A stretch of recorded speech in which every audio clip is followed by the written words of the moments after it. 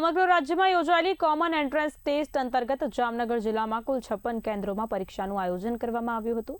આ પરીક્ષામાં આશરે 15,503 જેટલા વિદ્યાર્થીઓ માટે વ્યવસ્થા કરવામાં આવી હતી, જેમાંથી 11,481 વિદ્યાર્થીઓએ હાજર રહી શાંતિપૂર્ણ માહોલમાં પરીક્ષા આપી હતી। જામનગર જિલ્લામાં આશરે 75% જેટલી હાજરી નોંધાઈ હતી। પરીક્ષા દરમિયાન કોઈ વિઘ્ન વિના વિદ્યાર્થીઓએ સુચારુ રીતે પરીક્ષા આપી હતી। પરીક્ષા પાસ કરનાર વિદ્યાર્થીઓને સરકાર તરફથી શિષ્યવૃત્તિનો લાભ મળશે, સાથે જ બીજી સરકાર સાથે ટાઈ અપ થયેલ સ્કૂલોમાં ફ્રી સીટની સુવિધા પણ મળશે। જામનગર શહેરમાં અને એ જ રીતે સમગ્ર રાજ્યમાં કોમન એન્ટ્રન્સ ટેસ્ટનું આયોજન રાજ્ય પરીક્ષા બોર્ડ દ્વારા કરવામાં આવેલું હતું।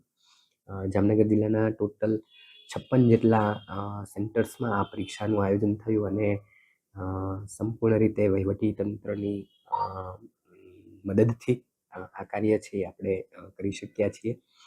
ટોટલ આપણને 15,503 વિદ્યાર્થીઓ ફાળવવામાં આવેલા હતા, જેમાંથી 11,481 જેટલા વિદ્યાર્થીઓ હાજર છે। એટલે આમ અંદાજિત 75% જેટલી વિદ્યાર્થીઓની હાજરી